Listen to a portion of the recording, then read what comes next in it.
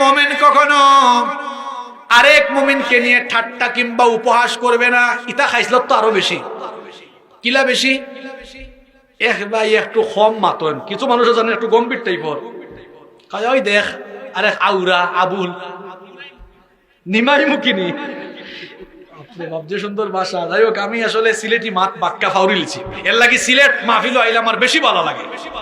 মাঝে মাঝে তো সিলেটি মাথা যায়, আর আমি সিলেট আইয়া মাঝে মাঝে অনেক জায়গাত মানুষ হুজুর সিলেটি বেশি মাত পানা, কিন্তু কিলা নামাইতা থাকতাম নিজের এলাকার মানুষের সামনে কত মিলু আর কন্ট্রোলের ভিতরে থাকা যায়, ঠিক না নেই? আপনারা কিতা বেচার হয়ে যাননি, কিতা কইলা ভাই নিমাইমুখী হয় দেখো আউরা কিতাবে মফিজ কিতারে আবুল ওলা মানুষের ঠাট্টা করে, ঠাট্টা মস্করা উপহাস করে, কিতাইলা আসেনি? এক লোক একটা মানুষ একটু বেশি লম্বা হয়, ওই দেখ খাম্বার করার খাম্বা, খাম্বা বুঝেন নি আপনারা? কারেন্টের খুঁটিরে কিতা কয় খাম্বা। এক লোক একটু মোটা হয়, দেখ কি যার ডেরামর ডেরাম। এক লোক একটু চিকন হয়, দেখ কি যার চিকনার চিকনা, কিতা বুঝছি না, সুপারি গাছ, হায় রে হায়। এর বাদে কিছু মানুষ একটু বাড়তি হয়, ওই দেখ 2 ব্যাটারি আর 3 ব্যাটারি। আপনারা আসেই পারলে হতাইছেন কইরাম না, ইটা যেটা হইলাম ইটা কিতা সমাজও আসেনি, মাতুকা আসেনি। আস্তাগফিরুল্লাহ। এক মোমেন, হ্যাঁ আর কোনটা রইছে নি বাকি?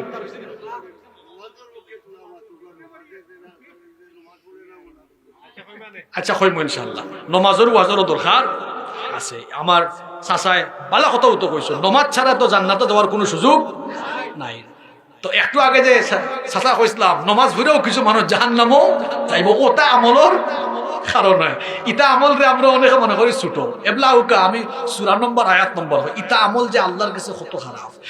সূরা হুজুরাত, এই সূরার মধ্যে আল্লাহ তাআলা বলছেন 11 নম্বর আয়াত, ইয়া আইয়ুহাল্লাযীনা আমানু লা يسخر قوم من قوم عسى أن يكونوا خيرا منهم ولا نساء من نساء عسى أن يكن خيرا منهن।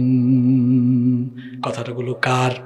আল্লাহ বলছেন, হে বিশ্বাসীরা, নারী হওয়ার পুরুষ হও, কখনো একজন আরেকজনকে নিয়ে উপহাস করো না, ঠাট্টা করো না, কারণ এই আমলগুলো যার কাছে নিন্দিত তিনি কে? আইস থেকে মানুষের লইয়া মজা করবানি আপনারা, ইটা আমল বেশি আমরার মাঝে। রাস্তাত বারোইলে দেখবা, গড় থেকে বারোইলে দেখবা ওটা খালি, কিতা আছে না নাই?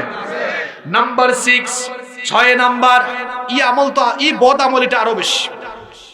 এক মুসলমান আরেক মুসলমান, কখনো এক মুসলমান আরেক মুসলমানের নাম বিকৃত করে ডাকবে। তার বাপের নাম রাখছে সুন্দর নাম আব্দুল সালাম, হয় কিতাবে সালাইমিয়া, আরেকজনের নাম আবুল কালাম, হয় ওই দেখ আরো কালাইমিয়া বাদাইমিয়া বার হইছে, কিতাইলা আসেনি?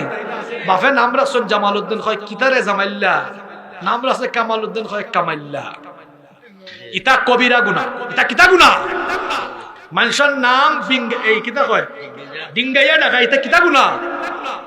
আল্লাহ বলেছেন, ওয়ালা তানাবাযু বিল আলকাব, খবরদার মানুষের নাম বিকৃত করে ডাকো না।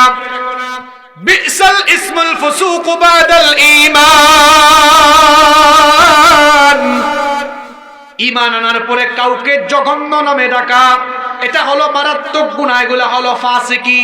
আপনি যদি মানুষের নাম বিকৃত করে তওবা না করে মরে যান, আল্লাহ বলেছেন, ওয়া মান লাম ইয়াতুব ফাউলাইকা হুমুয যালিমুন,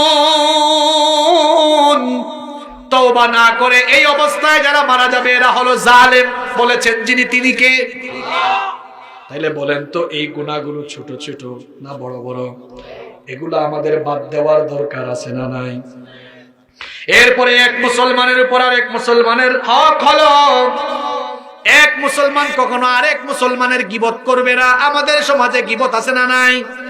আল্লাহ বলেছেন, ওয়ালা ইয়াগতাব বা'দুকুম বা'দা, পরস্পর গীবত করো না, কারণ গীবতকে মরা ভাইয়ের গোশত খাবার সঙ্গে যিনি তুলনা করেছেন তিনি কে? আমাদের সমাজে গীবত তো বেশি, বিশেষ করে গ্রামে গঞ্জে কিংবা শহরে যে চায়ের দোকান বা টঙের দোকানগুলো আছে, এগুলোকে আমি বলি গীবতের আড্ডাখানা। মাঝে মাঝে চায়ের দোকানগুলোকে আমি বলি এগুলো বাংলাদেশের সেকেন্ড পার্লামেন্ট, তার দ্বিতীয় সংসদ ভবন। কারণ ইনো যে চা বেচরা হে তাকে স্পিকারের ভূমিকায়, আর চাকুর যতগু আইন ইটা এখন সংসদ সদস্যর ভূমিকায়। তারা কইব দেবা দেবা চা দাও, চা খাইয়া খাইয়া দেখা যাইব এই এলাকার পুরানো কিতা হইছে আর কোন মানুষে কিতা করছে, আলোচনা সমালোচনা। ইমাম সাবর গিবত, মুসল্লি হলো নমাজ থাকি বাড়াইয়া করেন, আসেনি? এটা হইলো গিবতর 2 নম্বর জায়গা। দেখবা কিছু কিছু মসজিদের বাইরে সুন্দর সুন্দর আসন তৈরি করা আছে, কিছু কিছু মুসল্লি হল আসন দেখবা গাঁত, এরা নমাজ ভইরা বারইয়া অন এলাইদা বইবা, আর ইমামে আর মুয়াজ্জিনে কোন নকিতা করছেন কথা লইয়া তারা আলাপ আলোচনা করবা। ইতা হইছে নখরবার জাত, ইতার কোনো খাম খাজ নাই। তো আল্লাহ কইছেন ফাইদা কুদিয়াতিস সালাতু ফান্তাশিরু ফিল আরদ ওয়াবতাগু মিন ফাদলিল্লাহ। আল্লাহ কইছেন নামাজ শেষ, এবলা খামোখাজে যাও, খামোখাজে গিয়া রিজিকর তালাশ করো, কথাটা খা। ইতাও খরমা তো অন বুয়া বুয়া দেখছনি আজকে হুজুরে যে লম্বা কেরাত করছে, দেখছনি বা মুয়াজ্জিন বেটার কারবার। বেটাই তো দেখি কোয়েল জ্বালায় না ঠিক মতো, ইলা আসেনি? কিছু মানুষ আছে মসজিদ আমায়ও কইব কিতা মুয়াজ্জিন সাহেব ময়লা একসান চকুত লাগে না নি? আরে বাপ রে বাপ, লাটর করল লাট, ময়লা একসান আপনি দেখছেন, আপনি ফেলাই দিলে কি হইব? আল্লাহ তান পবিত্র ঘর কাবা শরীফ, আল্লাহ তান ঘর কাবা শরীফ পুনর্নির্মাণের আদেশ দিছেন। আল্লাহ তার খলিল ইব্রাহিম আলাইহিস সালাম, ঘটনাটা সংক্ষেপে কইলে, ইব্রাহিম আলাইহিস সালাম রে আল্লাহ কইলা তুমি আমার ঘর। আল্লাহ এই ঘরের স্থানটা কিতা করলা দেখাই দিলাম। وَإِذْ يَرْفَعُ إِبْرَاهِيمُ الْقَوَاعِدَ مِنَ الْبَيْتِ وَإِسْمَاعِيلَ। তারা বানাইলার বাদে অনেকগুলো দোয়া করতেন, হিবে আর জিরাম আল্লাহ কইলা ঘর বানাও। বাপ আর বেটা দুইজনে মিল্লা, বাপ মেস্তরি আর ফয়লা তানর জুগালি, বাপ বেটাই মিল্লা বানাইছেন। বানানির বাদে আল্লাহ কিতা আদেশ দিছেন ওখান হুনুকা, ওখান কইবার লাগি এই ঘটনাটা কইলাম। আল্লাহ কইলা ওয়া আহিদনা ইলা ইব্রাহিম ওয়া ইসমাঈলা আন তাহহিরা বাইতিয়া লিত-তাইফিনা ওয়াল আকিফিনা ওয়ার রুকআইস সুজুদ।